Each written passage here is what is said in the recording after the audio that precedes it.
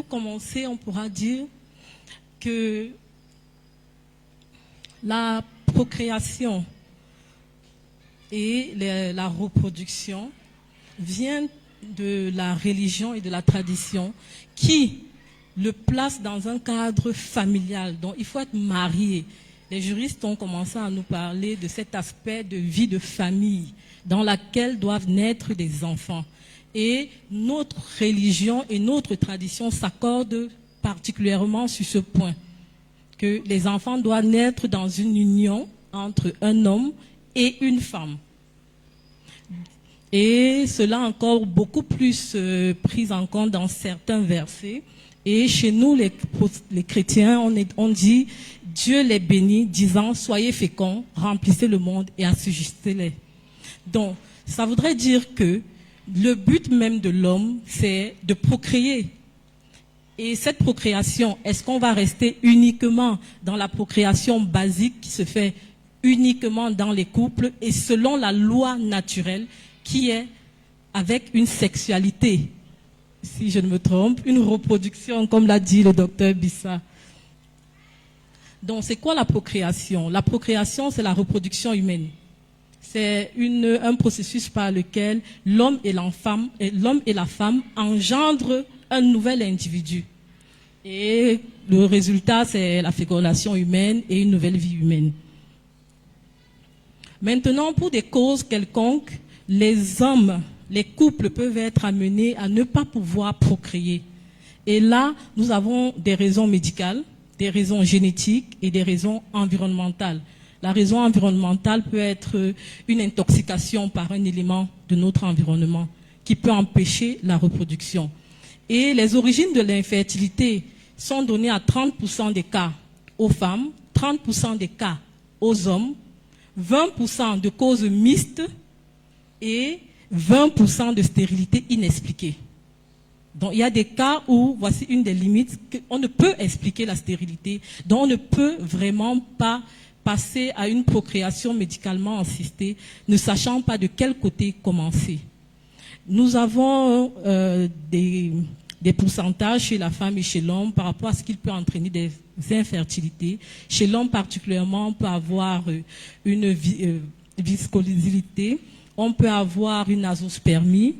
Chez la femme, ça peut être dû à des troubles hormonaux généralement qui produisent des infertilités. Cela va donc amener les personnes à aller vers la procréation médicalement assistée ou l'assistance médicale à la procréation.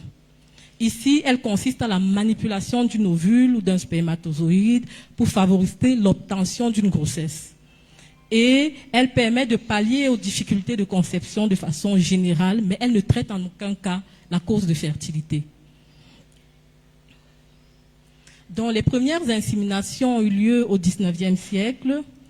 Et au Cameroun, les débuts de la FIV datent de 1997, dont une FIV réussie, qui a été celui de l'enfant nommé Tommy.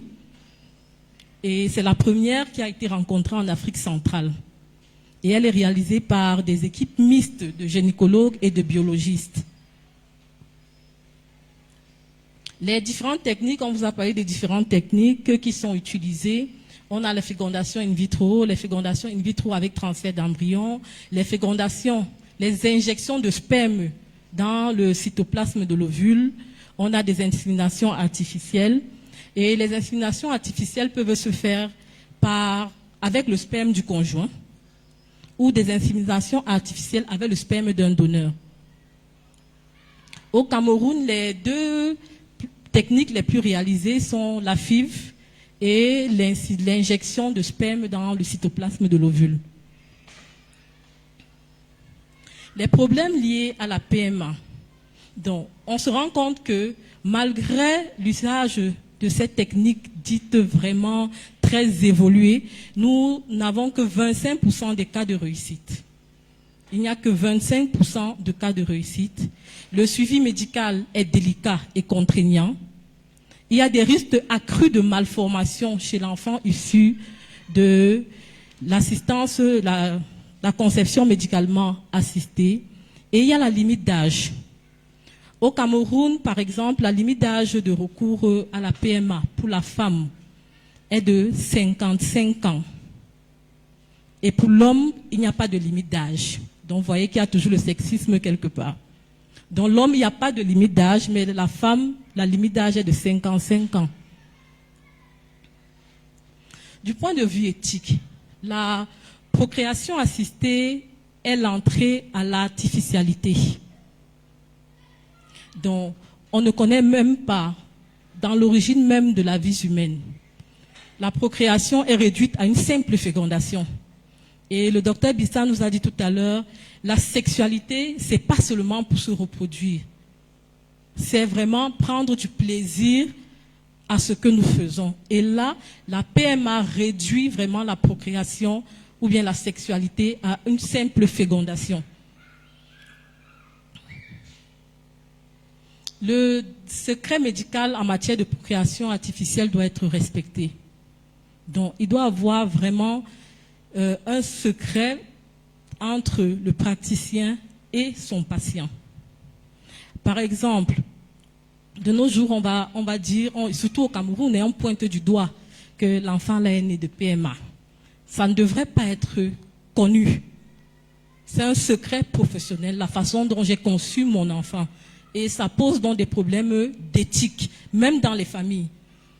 On va dire non, c'est pas un enfant normal, lui c'est un enfant PMA. C'est pas un enfant qui a été conçu de façon naturelle. Et il y a un problème qui se pose. L'insémination artificielle post-mortem, le professeur l'a relevé tout à l'heure. On peut faire des dons de sperme ou d'ovules. On peut même avoir des embryons qui sont viables. Et à chaque fois, la FIV échoue. Et après, on se rend compte, par exemple, que les deux conjoints décèdent, par exemple. Qu'est-ce qu'on fait de tous ces embryons? Est-ce qu'ils sont détruits? Est-ce qu'ils sont utilisés? Ça voudrait dire j'ai eu des enfants étant déjà morts. Donc ça pose ce problème. Ce problème est relevé au niveau de l'éthique. L'enfant avant la naissance doit être pénalement protégé. Le prof a parlé tout à l'heure, docteur Donfac, je pense, a parlé tout à l'heure d'enfants objets, que ce sont des contrats. Donc on voit ici aussi que dans le problème de bioéthique, l'enfant doit pouvoir être protégé contre les pratiques essentiellement médicales. Puisque le parent, s'il se rend compte que le fœtus a un problème de malformation, il peut décider d'avorter. Et quelle est donc la protection faite de ces enfants, ces enfants-là? On peut avoir des homicides involontaires. Et leur utilisation aussi à but lucratif et à but scientifique. Scientifique dans le sens où on peut les utiliser pour traiter des maladies. Et ça a été beaucoup connu avec ces enfants chez qui on retire de l'insuline pour le traitement du diabète. Il y a beaucoup de bébés éprouvettes dans ce système de traitement pour avoir de l'insuline dans le traitement du diabète. Maintenant, il y a la conception assistée comme un mode de procréation offert au choix de la personne sur la base de motivations libres et personnelles et au contraire réservé à des fins thérapeutiques. Ça voudrait dire, je décide, comme les juristes l'ont dit tout à l'heure, d'avoir un enfant au moment où je le veux, quand je me sens à l'aise.